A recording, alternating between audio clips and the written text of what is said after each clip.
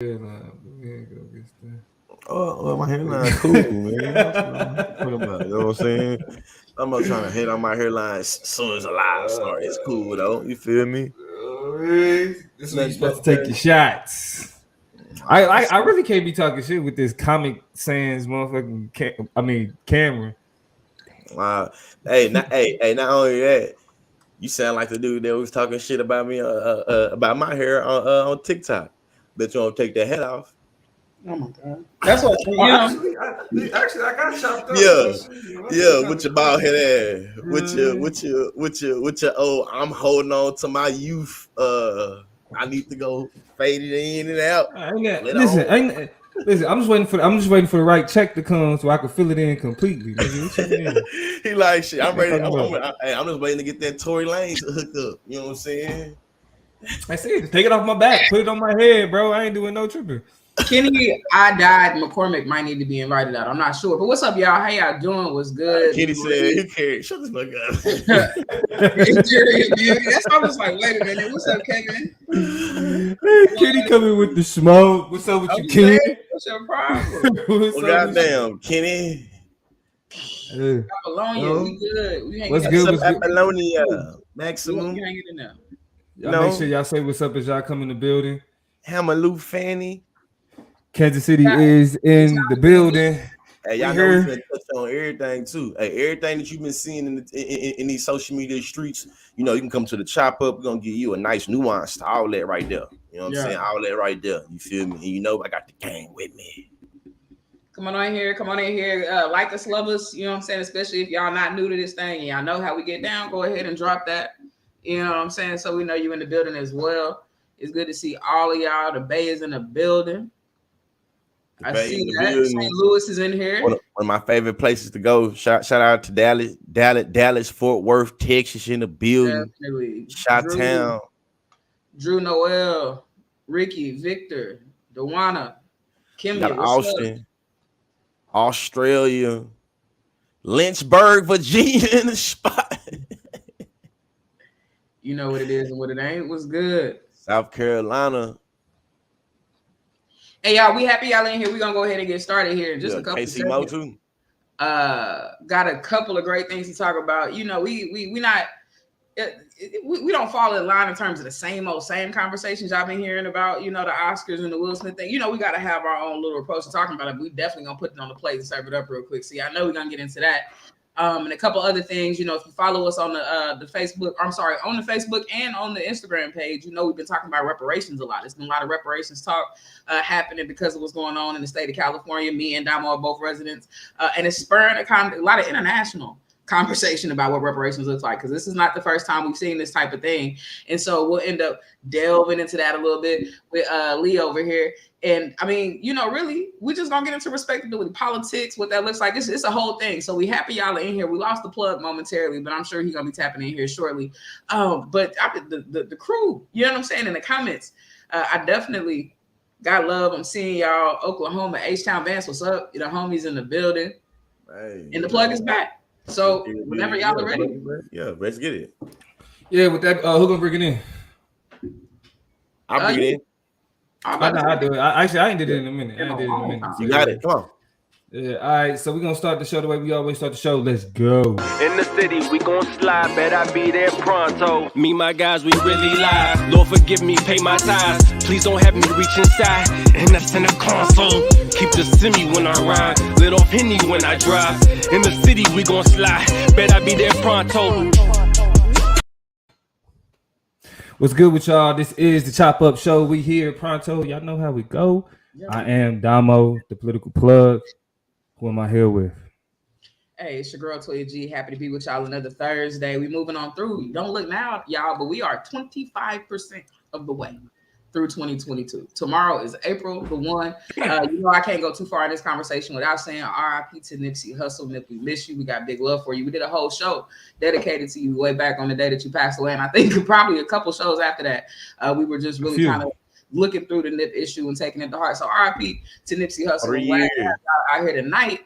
I'm with the plug, but I'm not by myself. And I'm not just George Lee. Hey, aka Consciously. Don't forget to lead the consciously.com. You know, got the online class, got another online class coming our way very soon as well on the consciously.com. If you're looking to book me, that's where you can find it as well. Also got some merch and some new merch coming our way, man. The marathon continues. Shout out to everybody in California, everybody in SoCal. You know what I'm saying? Shout out to everybody in NorCal as well. You feel me? Looking forward to getting into this conversation today about reparations. And, you know, hey, the marathon continues, man. Nipsey Hussle impact continues to still be felt to this day. Yeah, for sure. Well, slap. If y'all recall, shout out to Nip. He too had a slap that went down in history. If y'all know about it, YouTube Nipsey Hussle slap. Y'all will see what I'm talking about. Was it a photographer or somebody? It was like somebody outside the BET Awards who just came completely off and Nipsey got slapped up for sure. So with that being said, we thank all of y'all for coming. We know it was a long, interesting weekend. And I want to start out by apologizing because we're gonna talk about some of this Will Smith shit too. Okay, we in media, y'all know how it go. I when it happened, I was like, I'm already tired of hearing about it because I know what it's gonna turn into. So y'all bear with us as we do what media does. With that being said, we go ahead and get it started with the Snapchat. So yeah, let's get it cracking. No problem. I'm gonna go into the Snapchat. I got two things I want to talk about today, and we're gonna get in and out with both of them. The first thing I want to talk about is the slap, but what I want to talk about is comedy, right? Comedy. We've seen a lot of comedians come out. Wanda Sykes specifically was like, I was traumatized and disgusted. I think Rosie O'Donnell had a lot of stuff to say. A lot of different specifically. Ain't heard from her in a while. right. But these are two of the names that come to mind when I think about some of the tweets I've seen, but it's been so many. I say all that to say I've also seen not only comedians speak out about how they felt, clearly in fear of them potentially being targets of this type of behavior, you know, if they say something that displeases somebody in the future, right, and the possibilities there. But I've also seen a lot of comments and feedback, some more particularly questioning the need for comedians in this era. Right. So before I posit my question, I think back to American comedy. Right now, comedy is in all cultures. Right. It's transcendental. There are people joke telling, storytelling, those things that bring people close together, community build across cultures. So I didn't really look into African comedians or comedy as much, but the context for American comedy very muchly is situated in the perspective or from the perspective of the court jester. Right. You look at a lot of you know, the singular in medieval times jokester or prankster that was there to bring levity or lightness to heavy situations. Somebody could be head finna be chopped off at the guillotine 500 feet that way, and they are telling jokes to keep the kind of the vibe light and stuff like that. Comedy over time has evolved. We've seen it evolve as an art form here. Specifically, even Black Americans have had the chance to use comedy as a platform to tell our stories, right? To help kind of break down. Been one of the best platforms. Sure. Exactly. But now we get to a place of social consciousness, right? People grow, change, they evolve. And I'm seeing people start to question the function and the purpose of the modern day, I think specifically stand-up comedian, right? And especially when we have things like social media where people can opt in or opt out of your brand or your variety of comedy and kind of have a greater awareness and consciousness of how you get down before they sign up to it. Whereas when you in the audience as somebody just receiving the comedy, somebody can say something that violates your boundaries and ain't nothing you can do because you there in real time, right? So right.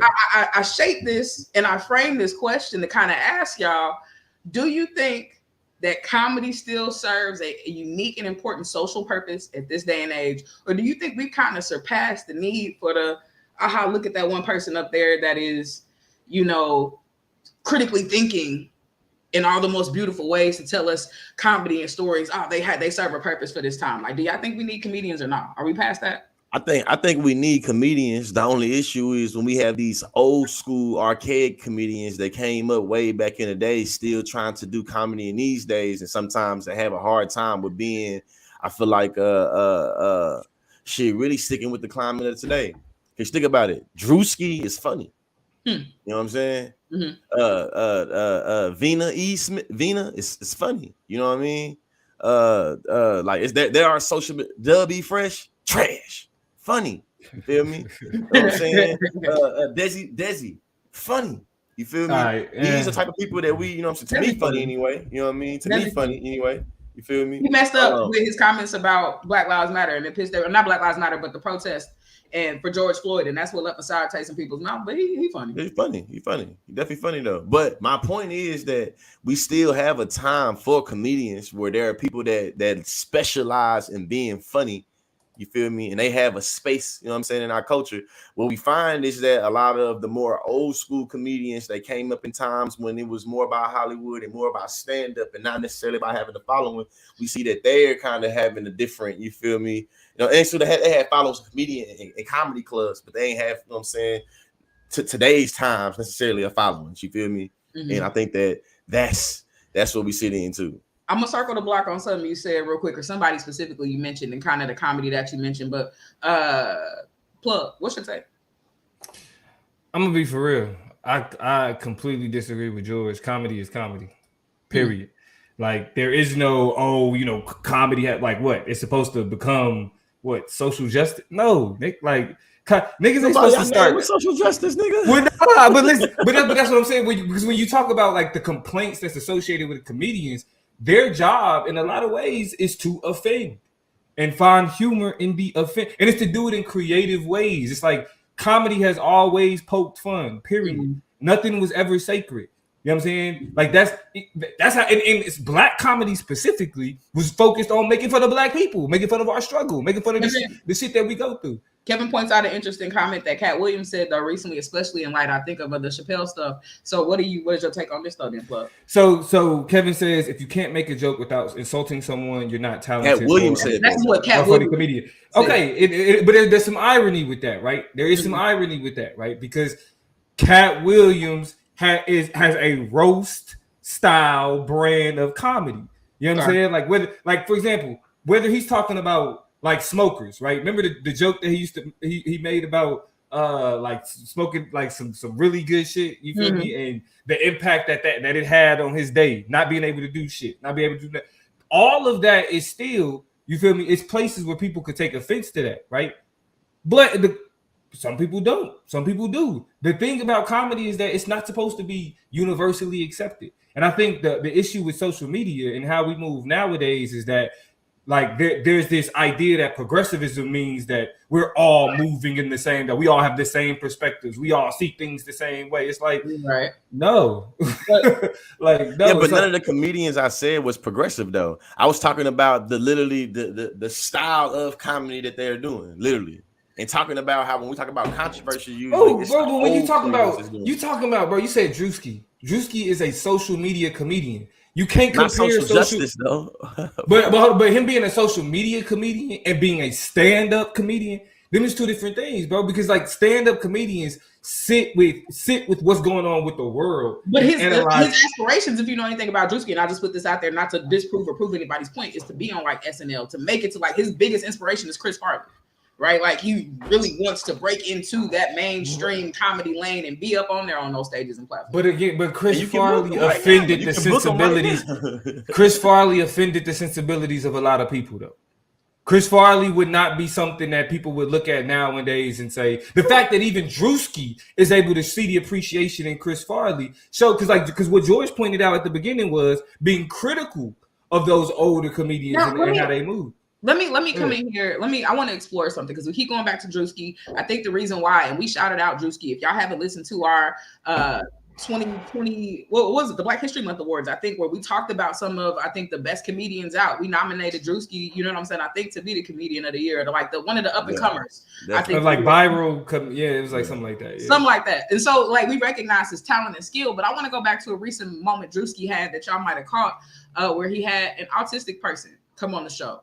A young man, y'all know he has Could Have Been Records, which is his own little segment where he gets people to come on and sometimes show their talent, sometimes embarrass themselves, sometimes he embarrasses them. And his form of comedy is very muchly, I'm gonna sneak this and kind of say weirdly, not all the way problematic things, but if you really paying attention to what I'm saying, I'm not really gassing you. Like I'm gonna let you do you.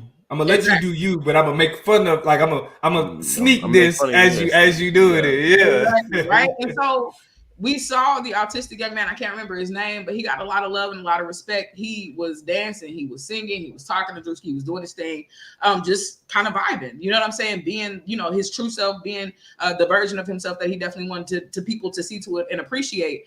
And I watched it, and part of me watched it, and I was laughing with everybody. But there were moments where Drewski's kind of approach made me wonder if I was laughing yet, because I can very clearly see that he was kind of very ambiguously and ambivalently kind of being indirectly, but probably like. So let me ask this question: is that the artistry of comedy? Like, is that what we should be seeking? Kind of some of the where, because I can't walk away saying you made fun of that man, you shouldn't have done that. Like, Drewski was messed up for that, and clearly he wasn't. The young man walked away feeling good. The response to it was good. But if you know how roasting and joning works, you know it wasn't a laugh with. It was kind of I'm also laughing at you situation. And so I guess I'm asking a nuanced question as I was looking for. Plug, go ahead and throw in what you want to say. Comedy is a gray area. Okay. Period. Humor is a gray area. Period. There is no like, this is the right way to do comedy, this is the wrong way to do comedy. It don't work like that. It's like with every art, you're gonna have people who's like, this offends my sensibilities, and then you're gonna have people that's like, I don't like. Yeah. For example, like my mom has alopecia, right? She's dealt with hair loss. Actually, anybody who know my mama right now, she shaved her hair completely bald, and she actually got a henna tattoo all around her head, and that was her way of embracing, like, not dealing with the struggle of like not caring about what people think, right? Mm-hmm. Like, that was her way of embracing it, right? So even from her perspective, when I talked to her, she thought the joke was empowering because of how she felt about the G.I. Jane movie, right? Mm-hmm. She thought it was something that, like, G.I. Jane was a badass from her perspective, right? So to her, she thought, it's like, she didn't think it was funny, but it wasn't something that was offensive. As somebody who deals with alopecia, as somebody who's had my mother has had a nervous breakdown dealing with alopecia. You know what I mean? Her, like, when this all happened, her and I had a long conversation about how she felt about the whole thing, and she was one that was not offended by it at all. You know what I mean? But what I had to tell her, thank you, Lois. Appreciate it. But what I had to tell her was that she was like, well, why Jada roll her eyes? I'm like, Mama, just like you okay with the joke, she gonna roll her eyes. Mm-hmm. That's the thing about comedy. Some people gonna find it funny, some people not.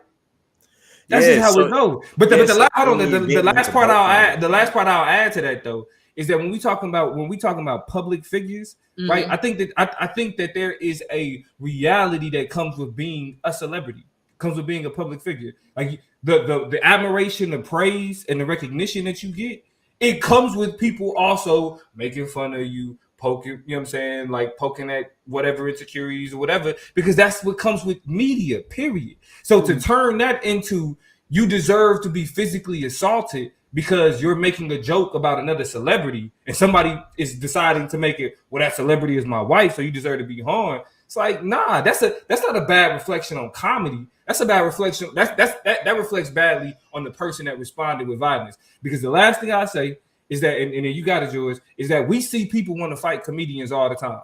Mm-hmm. They're never applauded. They're never the heroes. Right. The people that fight comedians while comedians are doing their thing on their stage are the people that don't understand why they're there in the first place. They're called hecklers. You know what I'm saying? Right. That's all that is. They're called hecklers. They're messing up the show. Yeah. So go ahead. Wait, anything?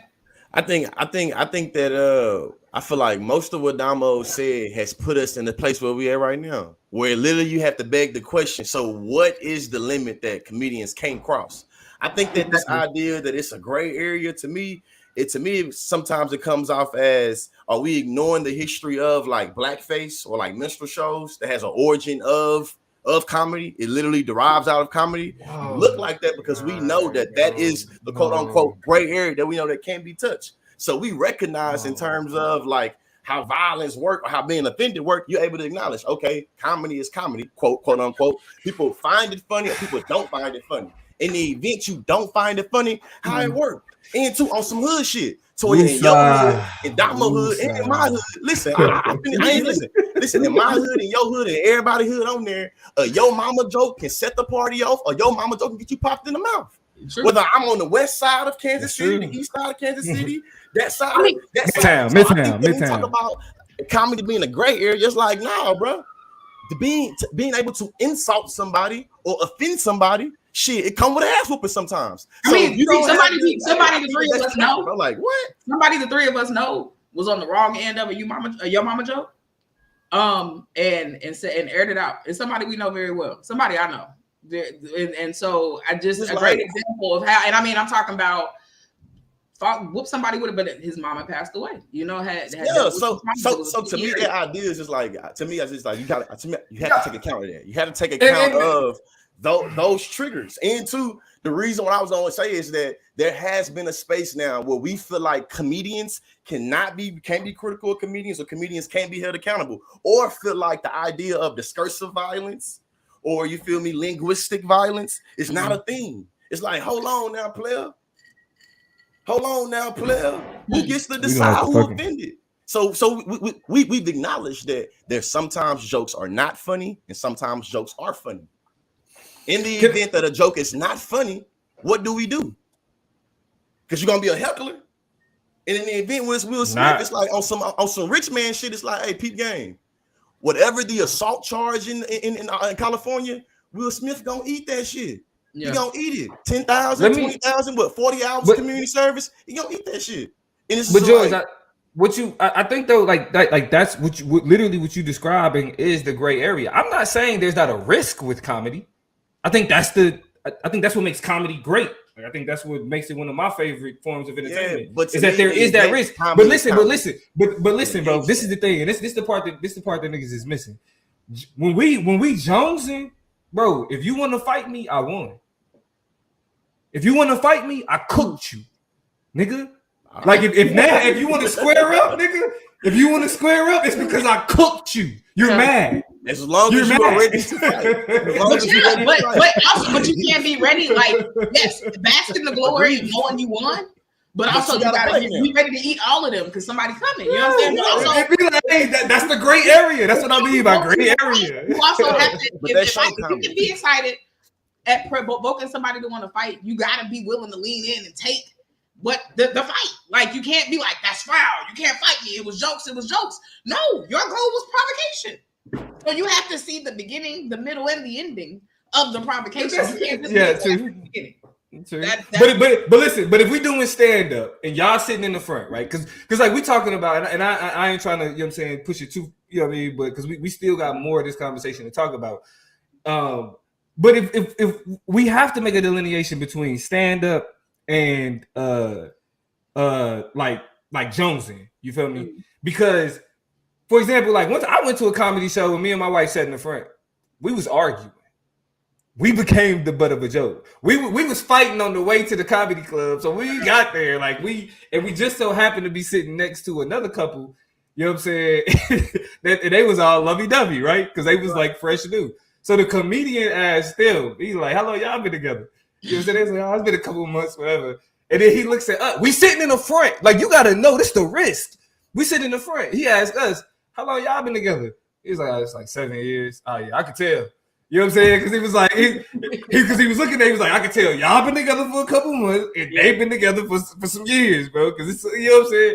And me, I'm mad, you feel me? But I had to recognize I'm sitting in the front of a comedy show. You know what I'm saying? And so the Oscars, for example, is full of corny jokes. That G.I. Jane line, nobody would have remembered it because it wasn't that good. It was a throwaway. Yeah, it was something he just added. Ad-lib. We literally you know what I'm saying? Ultimately, and I'll say this and we're gonna move on. I feel like that whole moment culminated because a conversation that had been had previously and a violation of an understanding had occurred. I really feel like between 2016 and now, it was like, hey man, we not it. That's not it. Leave her alone. Whatever happened. And I feel like that was you violated a clear understanding that we've established type of slap. And so that's why he was like, it was a G.I. Jane joke. Like, bro, it wasn't even that. People are just like, But it was, and I think they want to take it like that, like comedian to comedian. Like, come on now, like it was light. That was light work. That was a throwaway joke. It was a throwaway. But I think deeper than that, it was bro, we had this conversation. So throwaway joke or not, I don't care who wrote it in your script. You should have just skipped it. You weren't gonna lose no money. If it was just a throwaway, you could have not said it. Type situation, and it was what it was. Either way it goes. We've answered the question about comedians. We 25 minutes into the game, or to the show rather, but into this game. And so I want to talk about the game of football real quick, but we're gonna get in and get out with that because we don't want to go down a sports rabbit hole at all. But I do have a big question because just this week the NFL made a decision based on the Brian Flores lawsuit and a lot of the conversations about diversity. If y'all don't know anything about Brian Flores, he was one of 2 black coaches in the NFL, worked for the Dolphins. Shout out to my boy Blue. A lot of weird stuff happened down there. He ended up being fired for his job. And then the expose came out just about how terrible, again, another expose came out about how terrible diversity is for people in the NFL. That being said, they just came out with a mandate that all 32 teams in the National Football League have to hire either a woman or a racial minority or some other type of minority, a woman or I think it just says a woman or some type of racial minority on offense. Right, on a side that matters at the conclusion of the game for the 2022 season. A lot of conversation I'm seeing. So that's the mandate. All 32 teams got to hire a woman or a racial minority to coach on offense for the 2022 season. The conversations I was seeing, what we're seeing on Twitter, were specifically from black men who say, "Aha, this again is another moment where black men are having to be traded off." Or have the potential of the trade-off between them being represented properly in a league that already has them uniquely sacrificing themselves and their bodies, right? We know the NFL is largely made up of black men for the possibility of letting women in.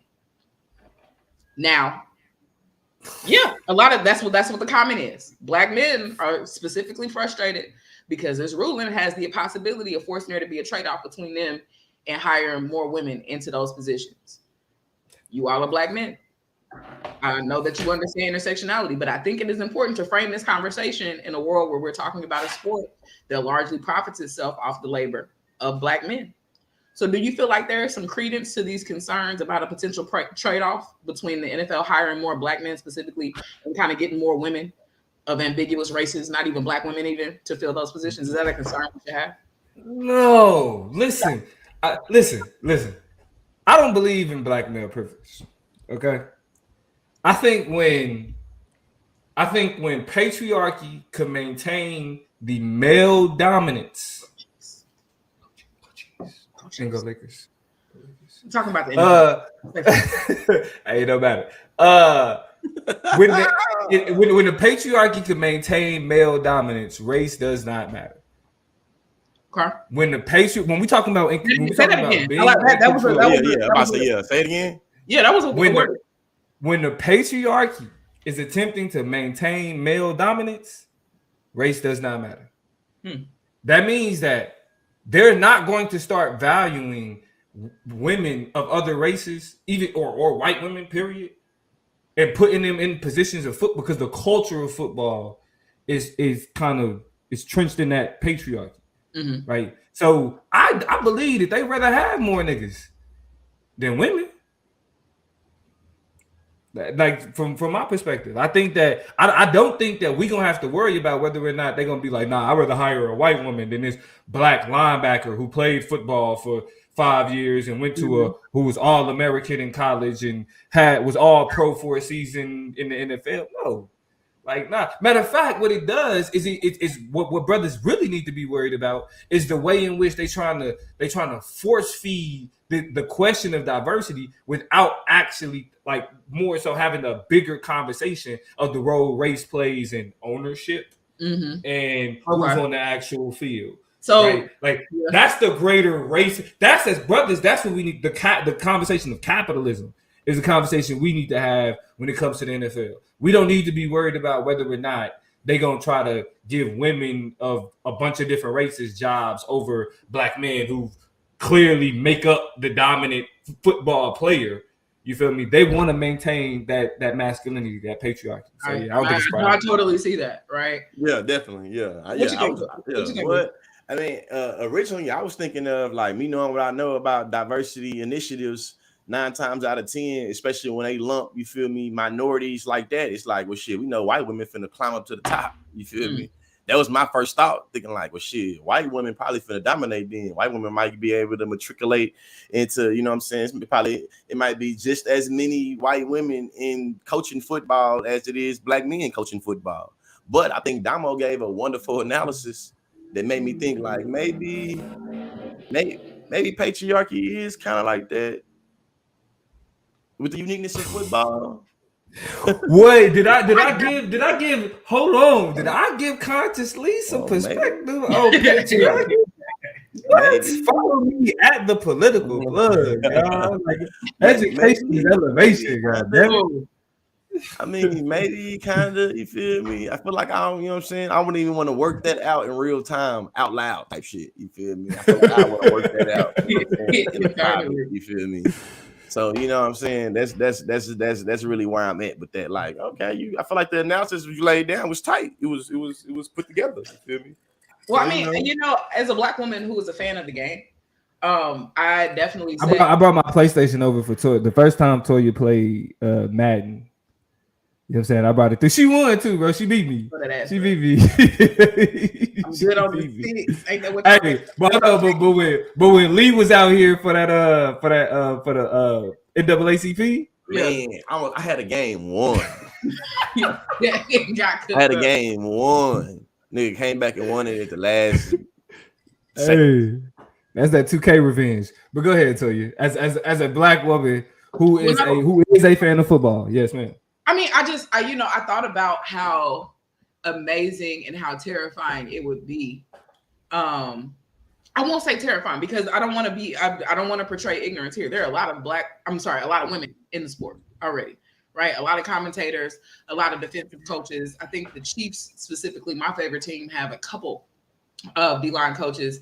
And I think offensive coaches too, maybe some kind of smaller positions, women though, who are coaches on our teams right now. So I don't want to portray ignorance in that regard, but I just think, in a world or in a league that already struggles so heavily, right? That looks at Mike Tomlin, the coach of the Steelers, as the crown jewel of black coaching right now, that treated Brian Flores so terribly, that don't even do right by his black quarterbacks in a whole lot of different contexts and a whole lot of different scenarios, and historically hasn't done so, that I would be terrified for a black woman to be in those positions. I would be terrified for a woman to be in a head coaching position because, I mean, I don't even know the name of the black woman who is coaching basketball right now. I think even on the college level, but she wears very fitted clothing and her outfits were Texas A&M.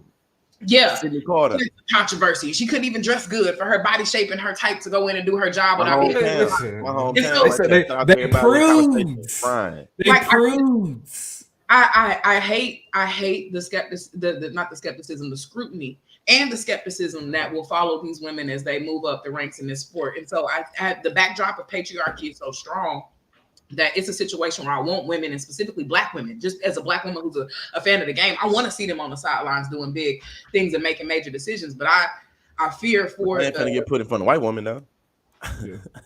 And I mean, and a woman is not going to be put in that patriarchal landscape before the black male coaches that we've been demanding. I don't think that, across the game, it's not going to be too many women. That's there for fluff and for looks, but I don't think it's going to be too many adamant people behind getting women in those positions before they get men in them. And so it's rough to kind of think about the fact that it's an ornament for what should have been happening a long ass time ago. But just interesting conversation that I thought, interesting tweet conversations that were interesting as we see. It's going to be ongoing too. It's going to be ongoing too.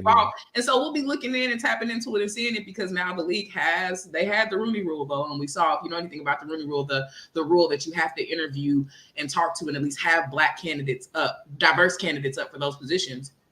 We all know that that's some bullshit. There's so much nepotism in the league. So many people's nephews and sons as coaches, and that's how I got exposed now. It's hard to navigate and get out a whole bunch of that stuff, but we got a comment from Vance. I literally said the same thing. Whoever coined the term plantation patriarchy, I feel is more accurate because race truly doesn't matter when maintaining. Was it Bell Hooks? Was it Bell Hooks? I think so. I think it was Bell Hooks.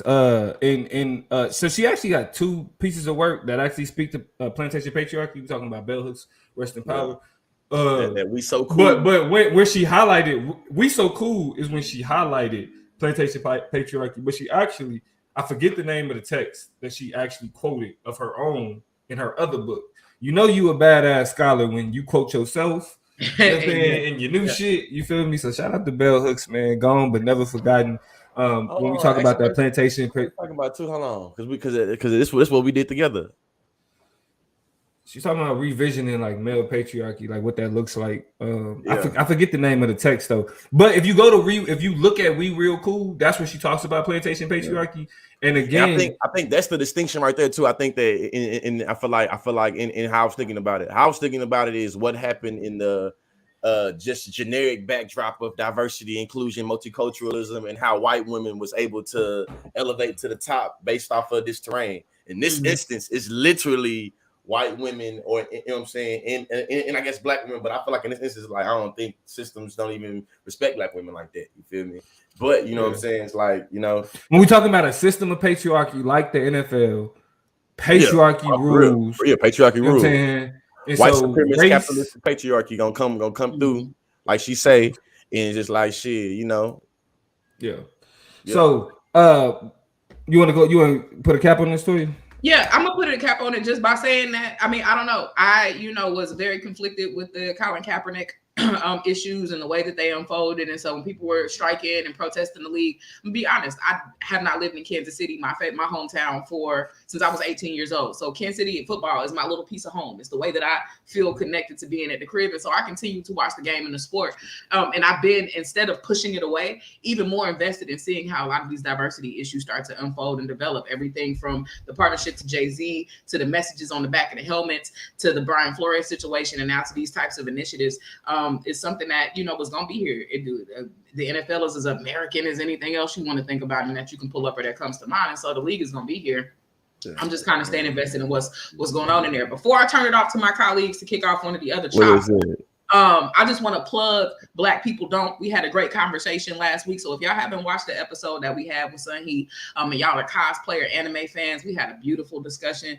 We got some that I missed. Yeah, you were there at the beginning of it though. We have some clips up on the Instagram and the Facebook if you want to get some. I was biding my time and I wasn't even able to get it in the way that I wanted to, but go ahead, Toya.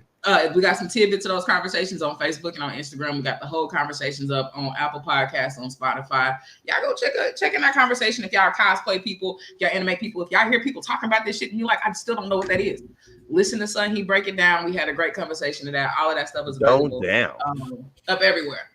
And so to add to that, as we transition over to the political chop, let me say this. Make sure y'all subscribe to or follow us on Spotify. Make sure y'all follow us on Apple Podcasts. That's where y'all can find. Now listen, we in 13 countries. We ain't even just that's where it's edited. That's where you get edited conversations. The fully edited where it sound where not all of the extra this, that, and the other. You got it. A little bit. But you know what I'm saying? If you trying to chill at work, if you weren't able to catch the whole conversation, because we do be kind of late, y'all make sure y'all go follow us on Spotify, follow us on Apple Podcasts, leave a review, leave a comment, let us know, you know what I'm saying, how y'all felt about the conversation. But with that being said, we can go ahead and transition over into the political chop. Now, of course, we got to continue the conversation about Will Smith. And again, like I said, I apologize because even when it happened, I was like, God damn, we about to be talking about this shit all week. It was a few things that we missed out on. Questlove got an Oscar. Shout out to him. Morgan Freeman, but Samuel L. Jackson got an Oscar. Yeah, Samuel L. Jackson also got an Oscar. Shout out to him. So because of all that thing that was happening, you know what I'm saying, some Black people was doing some great things at the Oscars. But I didn't know this either. Questlove. And shout out to Questlove. Meg was the first Black woman or the first hip hop, I think, act to a woman hip hop act to happen at the Oscars. So first woman. Shout out to Megan Stallion. There was a whole "We Don't Talk About Bruno" intro, and that's my son Jan. We don't talk about Bruno. Oh, that's my kid's jam too. Don't say it too loud. They're gonna wake up. Yeah, right. He'll come up here. So it was a few things that we missed out on, and one of the things that people were saying when it came to Will Smith and what happened is like, oh my God, y'all did this in front of white people. You slapping people in front of white people. Mm-hmm. You could have waited until I say he should have slapped them. You know what I'm saying, behind the scenes. I didn't say because of white people, but that was the sentiment, right? It was the idea was that right? Like the way that you acting, like people seeing this and we shouldn't and all of that, right? So we talked a little bit about what happened already, but I want to get from y'all perspective what, like, on the question of respectability politics. Mm-hmm. Now, before we continue, I want to define respectability politics for the people. It's defined as a set of beliefs holding that conformity to prescribed mainstream standards of appearance and behavior will protect a person who is part of a marginalized group, especially a Black person, from prejudice and systemic injustices. So it's a set of beliefs that makes you believe that if you conform to mainstream operating, if you act like how everybody else act, then you won't suffer the consequences of being from a marginalized group. The reason why respectability politics is important to this conversation is because a lot of the criticism of Will Smith was centered around respectability politics. I want to know from y'all, right? From y'all, is there a way to criticize Will Smith that isn't centered around doing it in front of white people, right? Making Black people look bad, etc. Is it a way to criticize Will Smith that's not centered around respectability politics? I think, yes. I think the answer is yes. Yes. And my biggest thing is weird, and I don't even know if I'm gonna make sense to y'all, but this is kind of I keep thinking about spanking children when they misbehave for whatever reason. And the reason why Elaborate, is we had a lot of conversations as a community about how problematic it is, and this is raising and rearing and how you showed up and how you turned out aside, but a lot of interesting conversations about whooping kids. And one of the best takes on it is like how absurd it is for a child to act up or do something you don't like and you go up and mollywop them because of how absurd it is for an adult to do something you don't like. And for you to just walk up and be like it just doesn't make sense. It violates like a social code and understanding and notions of consent and body politics and your bubble and my bubble or whatever. And so outside of the gaze of white people, my mind just went to how kind of it animated the absurdness of beating children, right? Like I don't know. That was the triangulation I made in my mind, was that it animated, it made that a lot more real to me, and I think just made it kind of weird that we just walk up on people and put our hands on people. Like that just is kind of odd, just as a thing that humans do, but it was never a racial thing. It was never a white people might see us. It's just like it is weird and bad that we respond to negative situations by taking our body and put it to correct somebody, making our body touch their, like, you know what I'm saying? Like this is just where my brain went. So to answer your question, yes, I found and had to reconcile my issues with it, and how I felt about it and how I understood about it and whether I felt like there's a violation. And that's where I landed. It's just mature, cognitively high-functioning person to another mature, cognitively high-functioning person. Like, why would you do that? You know what I'm saying? But I don't know. That's just my brain and how it works. So my answer is yes. Yeah, I think all three of us agree on this one. I feel like once we're able to say, like, white people aren't the arbiters of good behavior, or once we're able to think about how white people don't set the standards for how we deal with conflict, we're able to then construct models of how to deal with conflict that doesn't, appeal to white, standards or morals. Mm-hmm. We've been given the definition of respectability politics. The definition of respectability politics is appealing to morals and ethics of the mainstream. Simplistically, right? There is a way for us to have a decorum for how we should relate to each other that does not have anything to do with the white gaze. Yeah. And I think that if we're able to recognize, like, hey, peep game, if we believe that there's no way to criticize you feel me, Will Smith without being respectability politics, how much power are you saying respectability politics have? Damn, that's a lot. Yeah. You know what I'm saying? Yeah. But I think that there are multiple ways the conversation can go, but I think that, you feel me, it's like, damn, bro, that's how you doing it, because it's like, hey, conflict management, that's not that all cultures have abilities to have a process of like, okay, when we have conflict, this is how we should deal with it. I don't disagree with what y'all saying at all. I mean, I definitely, because my criticism, I disagree with Will Smith and how he moved. You know what I'm saying? And I'm a fuck like I don't even disagree with that much, but it's just like, yeah, nah, bro. Like, but that's what I'm saying. Like, it's the slapping niggas. Like, I also agree that it doesn't have to be situated around respectability politics because I think that there has to be a respect for each other. My criticism of Will Smith was that not outside of things that were associated with his relationship is just that would we have gotten the same reaction if it was a white comedian making that joke about his wife? You know what I'm saying? Like, what would you say? What's you? I think so. Like, I don't know. I think he would have smacked the white man? I don't think that in that moment, and I can't speak for him clearly, but that the analysis or the calculation was this is a nigga and he's disrespecting me, so I'm about to go slap the shit out of him. I think it was somebody is disrespecting me in my situation and something has gone too far, and so I'm going to slap the shit out of him. I think he would have slapped that white man, and I think we would have just been talking about the backlash of it in way worse terms now. I think, you know what I'm saying? Like, I think the only thing that would have changed would be how much more grossly problematic. How the Oscars handled it, right? If he would have smacked the white man, that would have been a heartbreaker. Charges pressed. I don't care if you don't want to press charges. Like Chris Rock was like, I don't want to press charges. They would have been like, we don't care if you don't want to press charges. He has fucked up our award show. We're pressing charges. Like somebody somewhere is going to make sure this man goes to jail tonight. Right, as opposed to leaving up to the person who was assaulted. So I don't think Will Smith's calculation was like black man versus white man. I don't think it mattered at that point. I think every other response would have been different to that particular situation. Is what I'm getting at. Yeah. And too, like Kim Bank said, he did slap a white man before too. Like he did. You feel me? Like he did. Like you know. But see, that was under the guise of that white man kissed him in the mouth. Yeah. Like. That was like he slapped him because of assault, man. Like, bro, you and the way that he did it, bro, he slapped. That wasn't even a good point to bring up. Nah, he slapped Chris Rock harder than he slapped the white man that kissed him in the mouth when he ain't asked for it. And a lot of people, especially on social media, would call that sexual assault. Mm-hmm. You kiss somebody and they ain't asked for a kiss, that's assault, sir. Crazy. And he said, slap, pitter patter. You kissed me in my mouth. Yeah.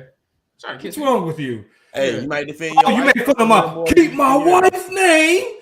But you know what I'm saying? So that ain't even to bring up the fact that he slapped somebody that tried to. He ain't even slapped the nigga that kissed him.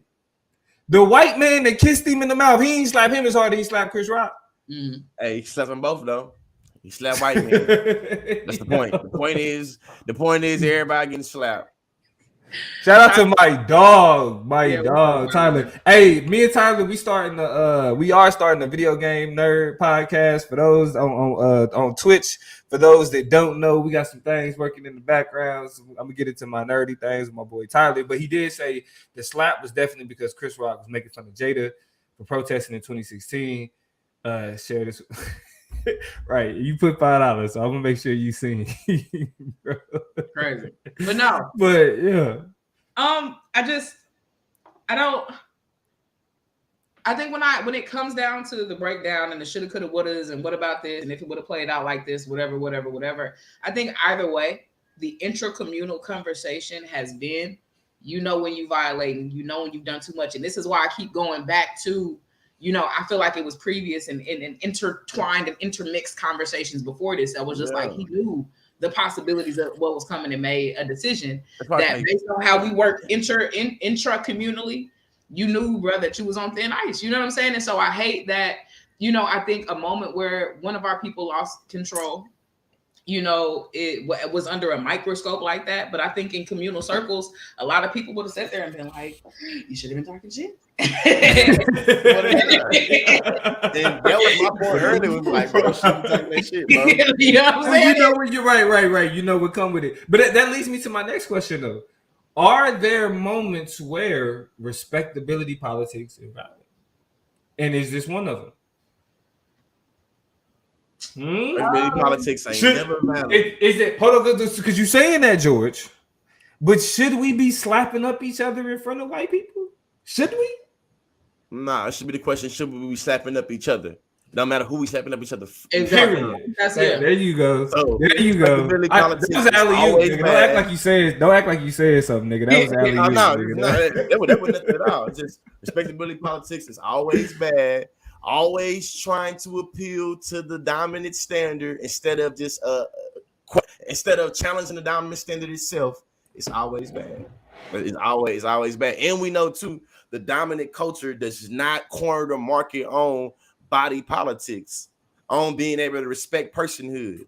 The dominant culture, if anything, the dominant culture has mastered how to fuck it over, you know what I'm saying, with laws and structures and institutions and systems. So we feel we you know what I mean? It's just like, nah. I also think that it's just in period. This last thing I say, a lot of times when we talk about this comedy, it's really, I feel like the conversation we're forgetting about is that it's cool to disrespect and offend and insult certain groups more than it's cool to insult and you know what I'm saying, and fuck over other groups. And that's where I feel like the conversation ain't really been had yet in terms of us, like the black community, at least how my timeline is curated. So yeah, I want to get your response on this because and then kind of backdoor with what you was about to say. I've heard some people say that Will slap was a performance of toxic masculinity. I've heard that as well, and comparing it to honor and violence killings. Do you put it on par with the way that we describe toxic masculinity and how men are? Okay, I don't even need to finish the question. Go ahead. So false analogy. There's a large, and I wanted to read the comment again. It disappeared. I don't know where it went. Yeah, I got you. But a lot of incongruences in between toxic. Because here's the thing, and I read a thread about it today that was very enlightening, and I loved it because in American white culture, the man stepping in for his wife and interceding on her behalf is the honorable, noble. Appropriately masculine, romanticized way to respond to any issue. And so the only problem that was there was that it was a black man who stepped in on behalf of a black woman and did so in a very prolific way that if you look at any Western, if you look at any old romance novel, fisticuffs would have been completely realistic or whatever. But but because of the raciality of the issue, it was found to be completely problematic. So no, you can't opt into that being noble and meaningful and foundational masculinity in some context, and then all of a sudden it slides into toxicity in others. Also, honor, like unless the who was that said he slapped her, and what if that would have been Betty White up there? She could have fallen and hit the back of her head and died. Like all these shoulda, coulda, woulda, slippery slopes are fucking exhausting. Would Betty White have made an alopecia joke? Would Betty White have made a joke about, like, come on, but like, also the context is that nigga knew that Good Hair documentary. I'm sorry, my bad, Toya. What was you saying about the documentary? Go ahead, bro. He know about black hair. That's it. Really, he know about black hair. I don't know. I think Rose, I don't know if I'm saying your name right. Rose Lurie earlier in the comments had made the comment. It was a very simple statement, but it resonates with me, and it's what I keep coming back to in the context of this conversation. And it is that slap was unfortunate, and that is the word and the phrase that I keep coming back to. That slap was unfortunate. And when you think about, like, I don't think I haven't decided whether it's good or bad. I haven't decided whether it was necessary or unnecessary. I haven't decided whether or not when I go back to it 1,000 times, I think about unfortunate because so many people were grossed out and disgusted and taken aback and appalled and just up. And so this is going to resonate and ring bells forever and ever and ever and ever. Amen. And it sucks because of the chip and the legacy and the tarnishing. I mean, there still could be, I'm interested to see this saga of the demands to take the Oscar back. That's still on the table. And to see how they navigate on the table, yes. And all these other people who still have their Oscars. What's the name of the big white dude who was like the Harvey Weinstein? Who? Yes. You know what I'm saying? A billion examples of people who never got their stuff taken away. But even let's talk about real fortunate because he was the first black man to get that Oscar for best actor. And so it is. Toya, to add to that, remember the whole shit with John Wayne. There was a Native American actress in Clint Eastwood, who in Clint Eastwood with his old senile ass.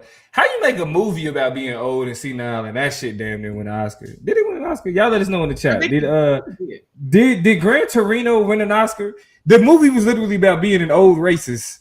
Did it win an Oscar? Y'all let us know. Fact check in the chat because we know how the chop up chat like to do. Y'all like to correct the shit out of us. So yeah, like let us know if Gran Torino won an Oscar because he definitely made a joke. Oh, don't even talk about bro. Whole pervert. That was the first name I dropped. Because even as somebody who was, because to go back to the question of whether or not respectability politics is a relevant conversation with this, it's like I agree with y'all. I think no. He should just get an Oscar back and take the power away.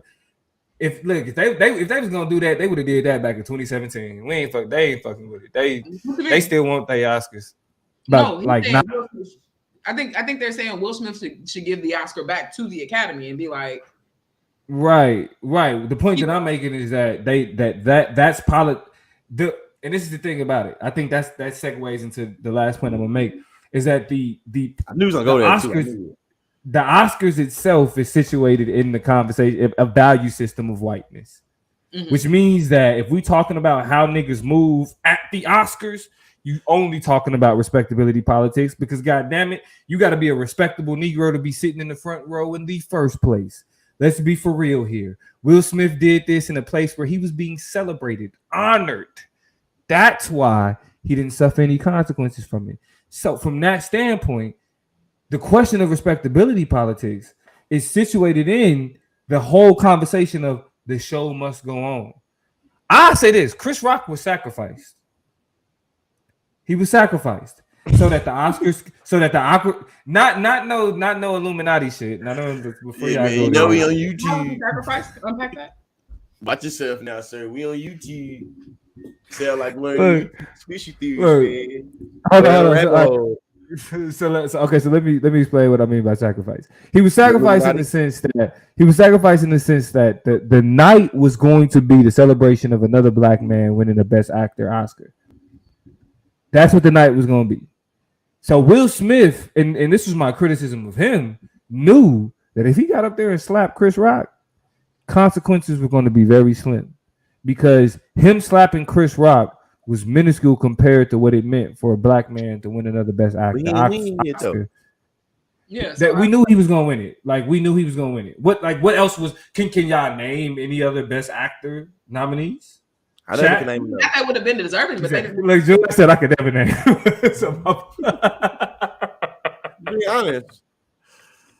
Be honest, I can never name them though. Don't say it says nothing to me. For me, but what I mean by what I mean by sacrifice is just purely that because the idea was that he was going to be celebrated that night, like that slap was they ate that. The Oscars ate that. The black man who was directing the Oscars ate that. Everybody that was there. I mean, I don't put them into it because they was trying to figure out, is it staged? Is this real? Whatever. But ultimately, like everybody ate that so that the moments that took place after, whether it was Questlove or Samuel L. Jackson, even though it was overshadowed, those moments could not be upended by Will Smith doing what he was doing. So they let Chris Rock be slapped so that the show continue. It must go on. That's the way. So when I say sacrifice, I'm not talking about the Illuminati or humiliation rituals and none of that shit. I'm more so talking about the fact that the show must go on. Chris Rock was what he means. Exactly. The last question that I asked before, because I definitely want to, before we head out of here, I definitely want to get into this last chop. Because we all agree that the criticism of Will Smith can take place outside of the question of respectability politics. What does that criticism sound like? We'll start with Toya first.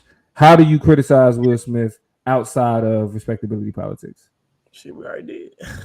Yeah, I think at the beginning when I talked about just kind of your inability to control, I guess your response to just another person and another human being, like to some level and to some extent, we have to be honest with ourselves as Black people. It's kind of like when we have these conversations about what we know is not real Black on Black violence. I mean, Black on Black crime. Like we know that this is not a real thing, that this is language and rhetoric set up by white people and white supremacist thinking to categorize what is communal, intercommunal, and proximity-based violence, right? But it is proximity-based violence. So intra-communally, we do have to have conversations with ourselves about why niggas shoot up shit.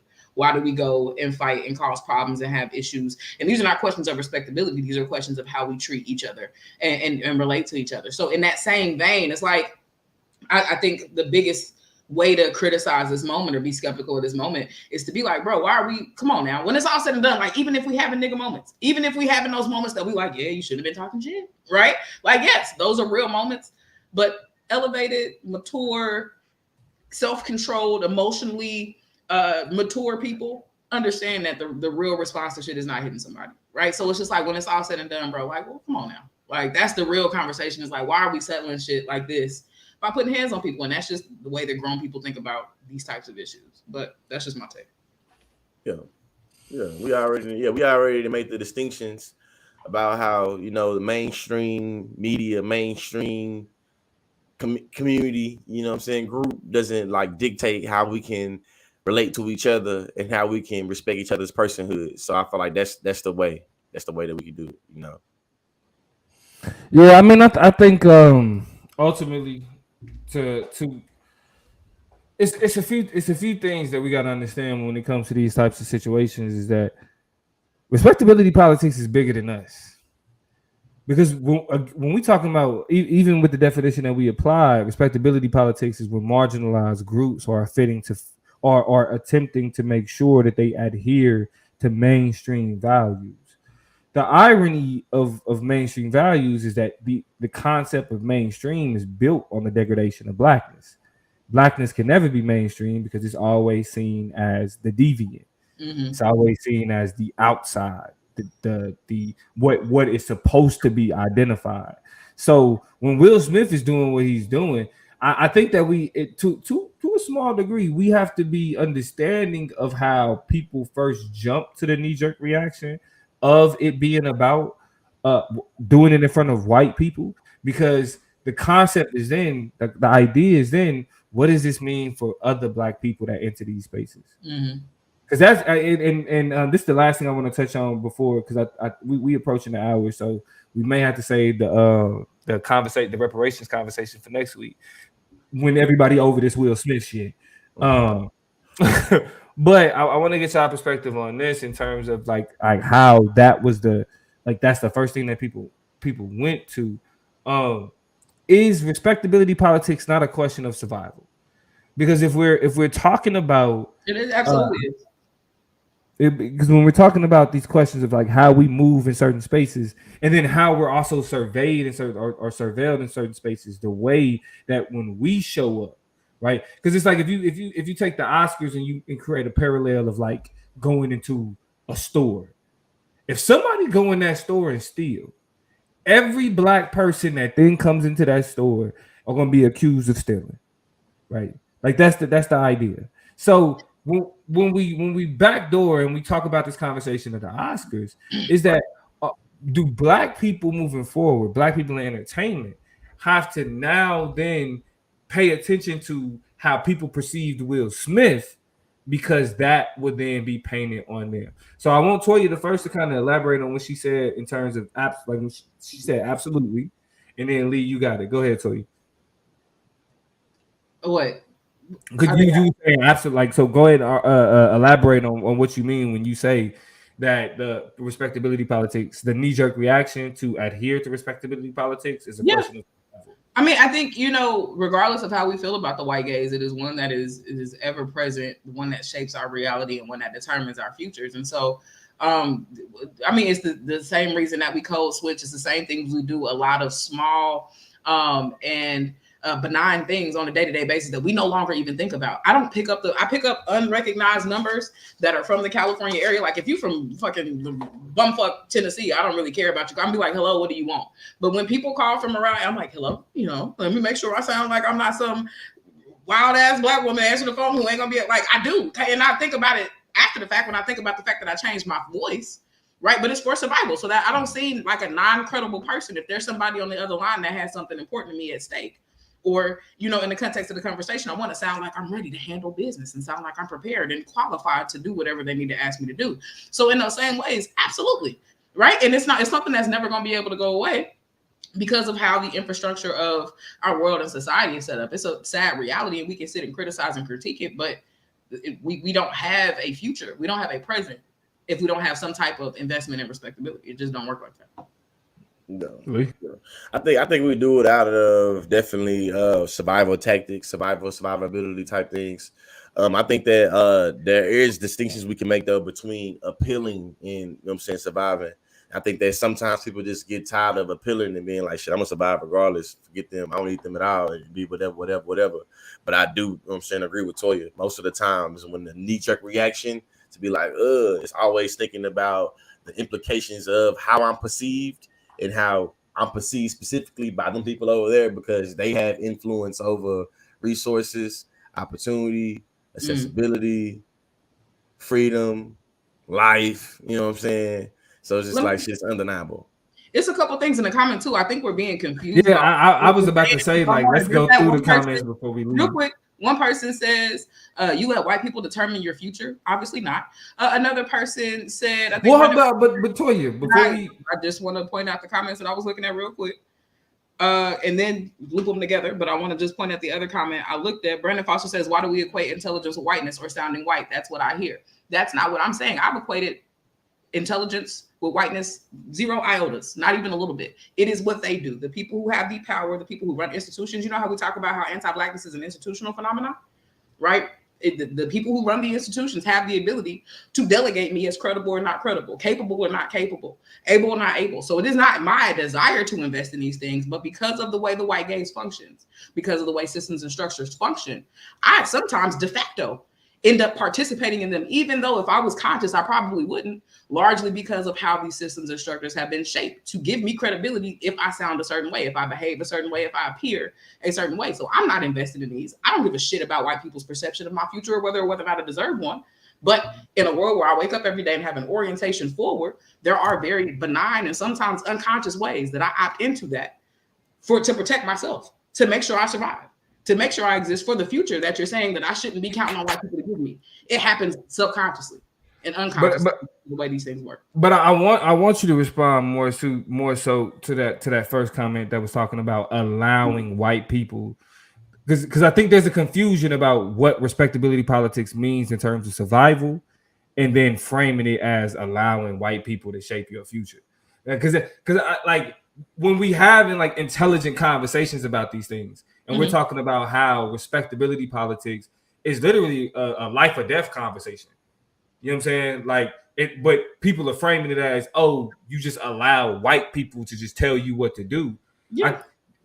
Explain that, the difference in that. Explain this, like, because I mean, I think that both Toya the wordsmith for the group, y'all. She the one who got the masters in rhetoric. You know what I'm saying? So break it down. Examples of not giving white people the power to determine my future, but still participating in respectability is to survive. To survive is the same shit we tell people who we see on, dash cam and cam footage all the time, arguing with police officers. When it's all said and done, you have a valiant point, but argue your case in court, which we know is all some bullshit and can turn into some bullshit too. But don't try to argue your existence or your, your credibility to the officer right there. Calm down, behave, do what you need to do.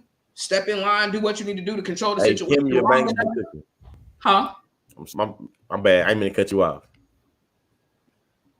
I forgot what I was saying. So yeah, that's my take.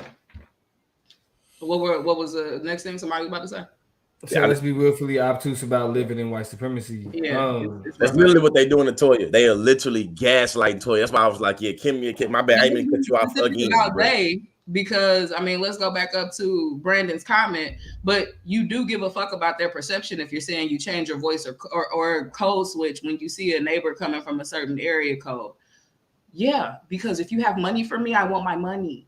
If there's a problem that needs to be figured out so that my business can function and my lifestyle, my household can I want that to function. So yeah, I'm going to talk to you in a way that you understand. Hello, are you okay? Is everything okay? You have my money? Is the bank okay? Is my cash okay? My car's okay? My job is okay?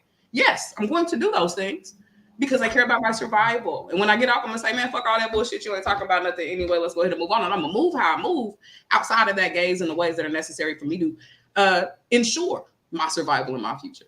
Right? So never get it twisted. But yeah, that's that. I think Kiana, why they trying to play you, Toya? I'm sorry. Why they trying to play you? Why they trying to... But look, because I think Kiana Perkins summed up what Toya was trying to say the best. Fight smarter, not harder. Fight smarter, not harder. Like it's a matter of like, yo, the question of respectability is, do you become a target? Blackness is already highlighted as soon as it steps within the visibility of white spaces, of mainstream spaces. So since we know that we already a target, do you make it harder for yourself to do what it is that you're trying to do by attempting to wait? Because what word did we grow up with, Toya? Counter hegemonic. Counter hegemonic all day long.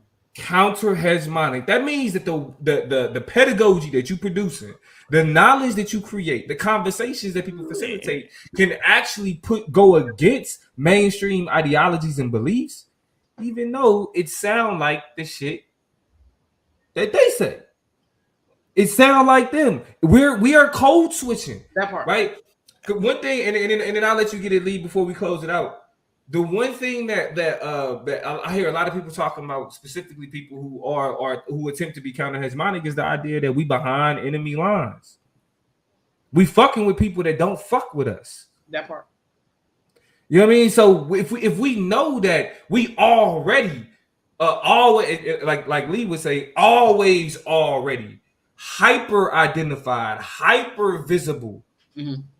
That means that when we do things to appear mainstream, it's to move away from that surveillance so that our counter hegemonic actions are already, they're not hopping on us because of just what we look like.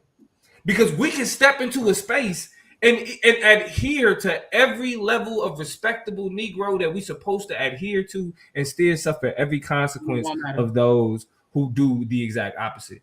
Go ahead, Lee. We're going to go to Toya, and then we're going to go ahead and close it out. All I say is, man, on this last day of Women's History Month, I want to apologize to my sister for cutting her off twice, goddamn, in this show. But I also want to say, too, that for the people in the comments section and people watching this right now, after the fact, or right now, listen, she has a master's degree in communications. It's probably not smart for you to try to create a aha gotcha moment in something that she said. Like, if she's conveying a message, it's not going to be smart for you to try to use her words against her. You know what I'm saying?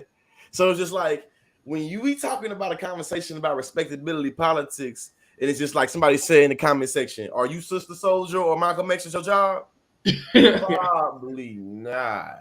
So like the fact that you trying to create this moment is like, why are you trying to play her for a sucker though? You know what I'm saying? And that's really why last time I cut you off, I got excited. Like, it took a minute for me to figure out what was going on. It took a minute for me to figure out what was going on, but I received it. It was like they were being obtuse about white supremacy though. Like you are purposely being obtuse about the world we live in as Black people, and you are trying to say, well, you do give a damn, and this, that, and the other, and this. It's like, I can tell you that person is a new watcher of the show. And listen, this is something you're gonna hear throughout watching this. Two things can be true at the same time. I can be unapologetic while being mindful how goddamn respectability politics shapes my reality. That part. I'm gonna repeat that. I can be unapologetically as pro-Black and Black, I don't give a fuck, as I want to be. But it's gonna be dumb and counterintuitive to my general welfare if I'm like, and fuck how respectability politics work. Let's not be. That's just not smart. Come on. We've talked respectability to death in the context of this. We can have a larger conversation about this later on, because skin folk ain't the kin folk. So when you have Black people in power who exist in these institutions, and you also you can't go relating to them like that, or they look down on you too and assume. So there's a lot of things you have to navigate in questioning respectability, what's respectable, what's too respectable, what's not. Should I be Malcolm X in this moment versus should I be Sister Soul? Like, it's a lot of calculating niggas got to do on the day-to-day. So let's not act dense about this. Let's not be obtuse about the situation. And shout out to y'all in the comments that was like, y'all not gonna do her like this either, because I've been seeing y'all too. You know, whenever I want to be clear too, if ever y'all see us like looking away, like in kind of zone, we're not zoned out. We're looking at what y'all saying, trying to keep up with the commentary y'all got. So thank y'all for being vibrant parts of this conversation too. Yeah, keeping us, responding to us. That's one of my favorite things about using StreamYard as a platform, is that we get to see everything from Consciously's YouTube, y'all tapped in. Consciously's Facebook, y'all tapped in. Chop Up Show YouTube, Chop Up Show Facebook. All these conversations are happening in our comments, so we get to see. Even if y'all don't see what other people are saying, we see it. So we're constantly trying to figure out what y'all got going on. So shout out to y'all, and even the people who don't agree with me and agree with us, that's fine too. Shout out to y'all. Y'all help us keep the conversation going as well. But be better. You gotta understand. You the fuck up. just keep it in the stack. You know what I'm saying? You talk about you heard. You know what I mean? Like she, like, you know, need to tell her no, bro. Y'all, we cut Toy off because we want her to explain the shit that we trying to interrupt about in the first place. You know what I'm saying? We want her to bring it up. Sometimes I get worked up and excited.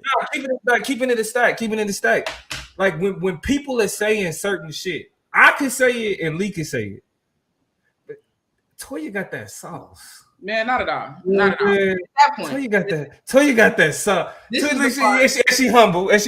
But I'm running the show today. So like, if I'm give you your props, give you your flowers, you gonna take them. Bless you. If I'm giving your props and your flowers, you gonna take them.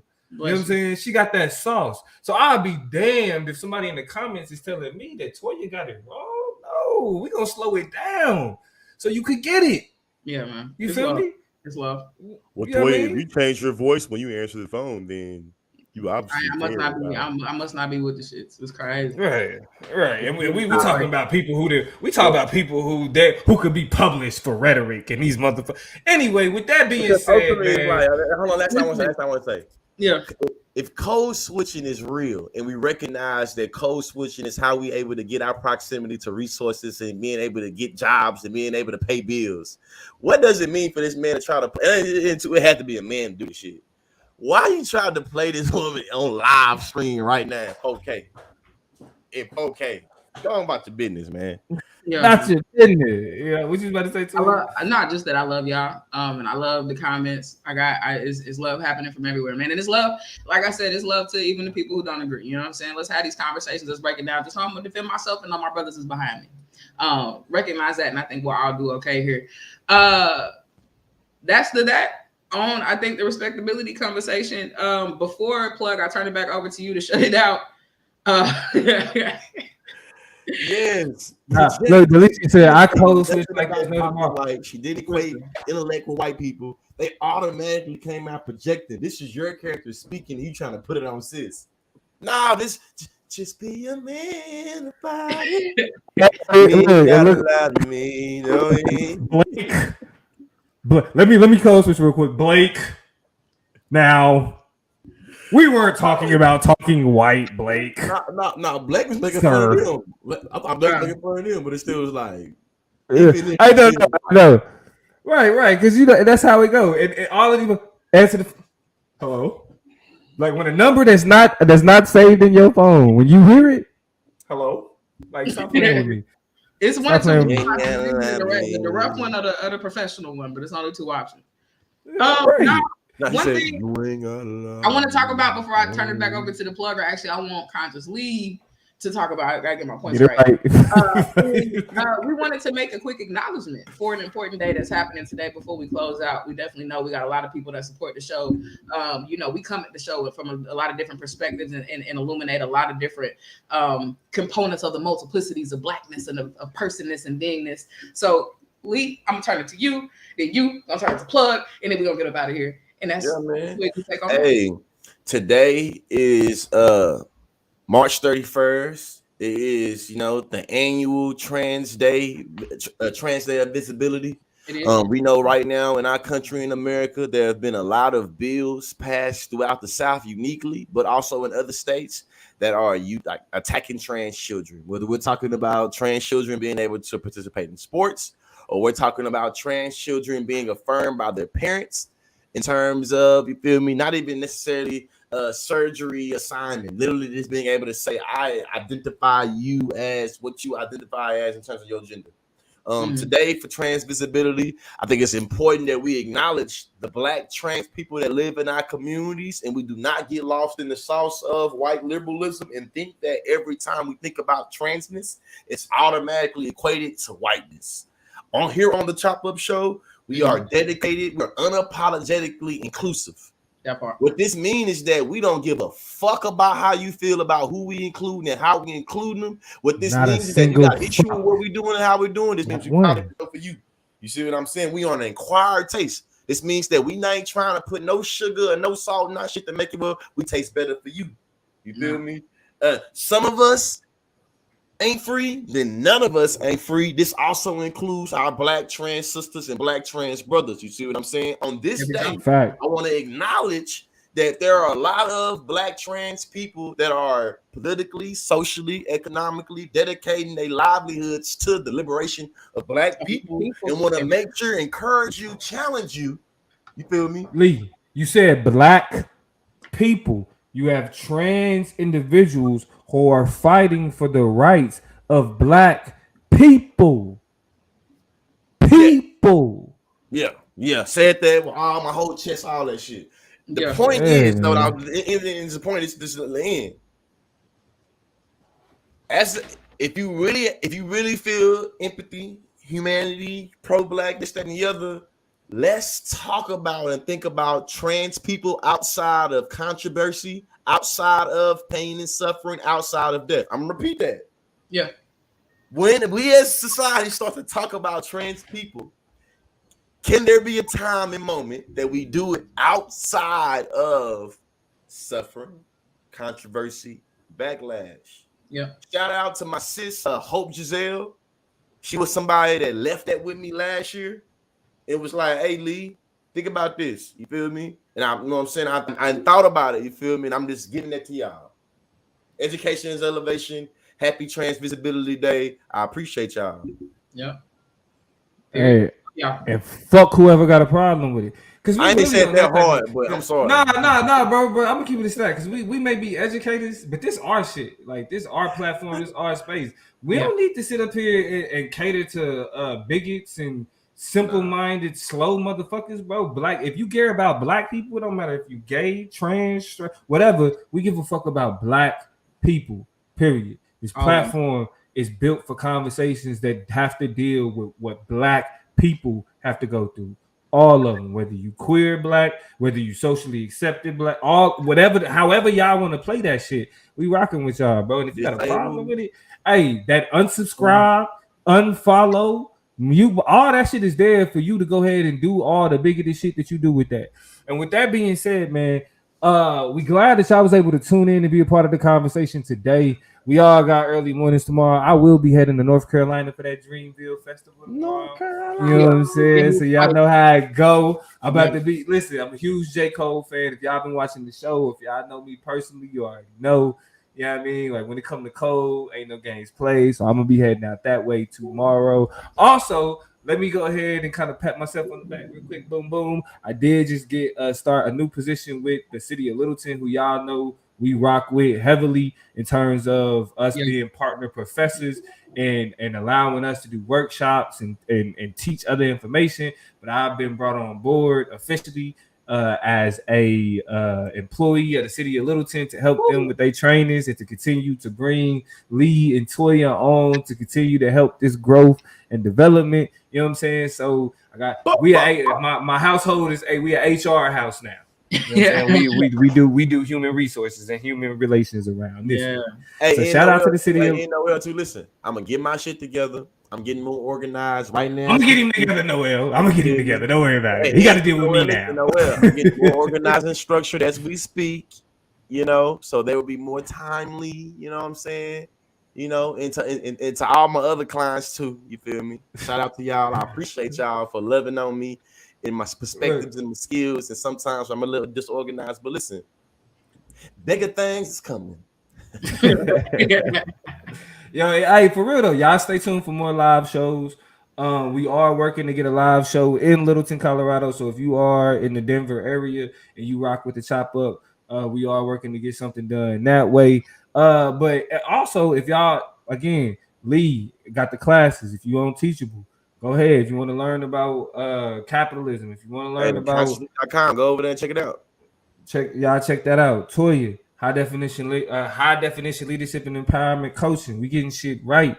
Get it together. If you have leaders, college students, if y'all in y'all student organizations and y'all need, you know, a keynote speaker, y'all need somebody for your organizations, you need somebody to do your workshops, you want somebody to come and talk about leadership, I'm your girl. I want to come by on your campus, come hang out with y'all. All my managers, all of my general managers, all of my people who are being poorly managed. If you feel like the atmosphere there can take a change, slide my name into a suggestion box. Tell them to hit up Toya G at higherdefinitionlec.com, or just take them to my Instagram at higherdefinitionlec, just like your phones, your TVs, your cameras, higherdefinitionlec.com. I don't know. I couldn't do sign language. But outside of that, right? Send them to me. I want to help y'all. I want to elevate y'all. I want to boost y'all. I want to take y'all to the next level. If you are an individual and you just need the ability, because leadership is personal. If you can't lead yourself, you can't lead nobody else. Some of us need to just build leadership characteristics. Leadership is a personality trait. So if you need some help aligning yourself with some of your goals and some of your perspectives, some of your visions and dreams that you have, I want to get you on track with that. I'm a mindset coach too. So y'all tap in with the kid. I just want to push you. You know what I'm saying? I just want you to live your life in higher definition. That's all. Hey, Vance said he let her bring us here to Ohio State. Hey, Vance, my wife actually got her master's from Ohio State University. So, fuck with me. We'll pull up. We'll love the I want to meet some person anyway. You gang anyway. You fam anyway. So right. So, so y'all see, the Chop Up is not just a podcast platform, but we also reaching out to make sure that the conversations of diversity, inclusion, and equity are being, you know what I'm saying, pushed through all organizations that we can touch. I mean, if y'all want to get in, like I said, many ways to get in touch. Hit us on the DM on Instagram at the Chop Up Show. Holler at us on Facebook at the Chop Up Show. Y'all can catch us on YouTube, and you will be able to catch these clips from this week and previous weeks at the Chop Up Show on YouTube. And again, if you're a podcast listener, you need something to listen to while you're working out, you're trying to learn while you're in traffic, subscribe to the Chop Up Show on Spotify and on Apple Podcasts. With that being said, we'll go ahead and close it out. This is the Chop Up. We out. In the city, we gon' slide, bet I be there pronto. Me, my guys, we really live. Lord forgive me, pay my tithes. Please don't have me reach inside, and that's in the console. Keep the semi when I ride. Little